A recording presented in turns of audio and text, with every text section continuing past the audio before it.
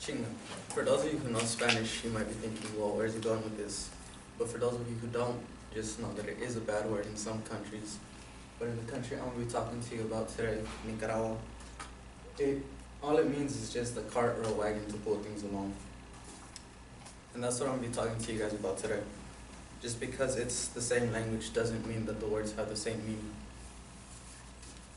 There's a saying in Spanish that says, no hay malas palabras, sino malinterpretadas. The rough translation is, there are no bad words, only bad interpretations. But that's my point with all this. By learning what makes Nicaragua different from other Latin countries, it'll help to understand that just because it's the same race and they speak the same language, there's still a lot of different subcultures and even different subcultures within themselves. I'm not going to lie to you guys because I've never been there myself, but I have done a lot of research, and my father is also from Nicaragua. He spent the first 20 years of his life there, and he's also the reason why I've always been so fascinated with Nicaragua. Nicaragua and everything that it is makes my father who he is, and him being my father transfers over to me. And I might only be half Nicaraguense, but that half makes up who Ezequiel Gomez is. How am I going to teach this to you? By telling you about the culture, the beautiful beaches that they have, and a little something about the unique animals that they have as well. So let's get right into it. One thing unique about Nicaragua's culture is the different dialects and the different meaning of words that they have compared to other Latin countries. I told you about chinga earlier, but some other words like that are chingaste. In Nicaragua, all it is just the residue at the bottom of a drink. Like for example, with orange juice, the pulp at the bottom, that would be chingaste. Another word would be mamon. In some countries, it's an offensive term, but in Nicaragua, it's just a fruit. And that's the fruit right there, if you didn't know.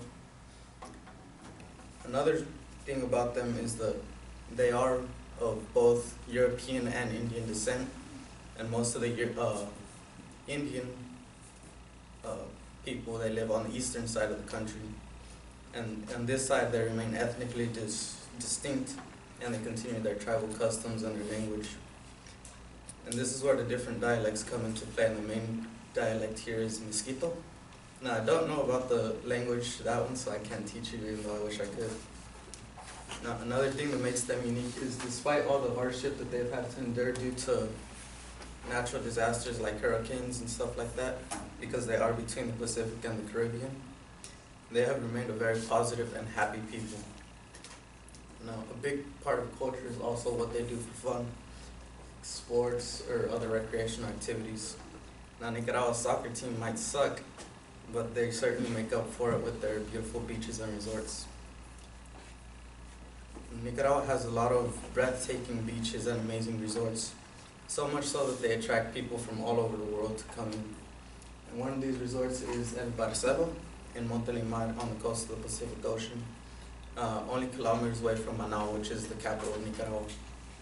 They have 3 kilometers of white sandy beach and crystal clear turquoise waters. You can see the beaches right there, and that's a view from the El Barcelo resort right there. Now, another one is Mucul. It's the first 5-star resort to open up in all Nicaragua on the Emerald Coast in Gigante, Nicaragua. Something special about this one, I think it's this one. It has a bike trail through the forest, a golf course in the jungle, and they offer paddleboarding in the sea as well. But not only do they have these luxury 5-star resorts, but they also have unique eco-friendly experiences for the more green positive traveler, like treehouse villas in the lush forests of Nicaragua. And then one of their most famous resorts is this one, Resort Intercontinental, Manao, and it attracts visitors from near and far, ranging from these high-ranking business tycoons to celebrity guests, or if you're lucky enough to have enough money, you can come too.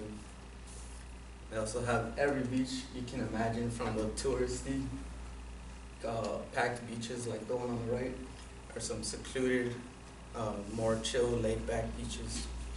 You can also enjoy the waters from the Pacific Ocean, or the warm waters of the Caribbean, And they also have these famous black beaches that they get their color from the sand mixing in with the ash of volcano. And speaking of beaches though, and fresh water, one of the main things that makes Nicaragua unique is that it has sweetwater sharks, which isn't really common to every country.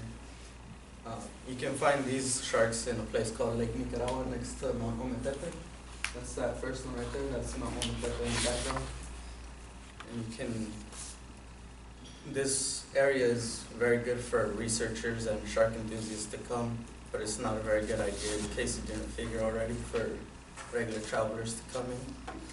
Because the sharks here are responsible for a lot of shallow water attacks. And Nicaragua also has other unique animals such as the three-toed sloth, the leatherback turtle, or iguanas, which are also very common here. And they also serve them as a dish since they're so abundant. Now, I'm going to recap a little bit of what I said. The language is unique in its own way, and the natives are still here, so that serves to diversify the country more. And the people have also suffered a lot, but that doesn't hinder their resolve to come together and stay positive as a whole people. They have incredible sights that attract the world to its shores, and the animals are unique in their own way too. And I'm going to leave you with this. Similar does not mean that it's the same. There's always differences in people and places all over the world, even down to something as small as the way a candy tastes. My hope with this was just to tell you that you understand this, and that you can see the beauty and uniqueness and individuality of a country and its culture wherever you go.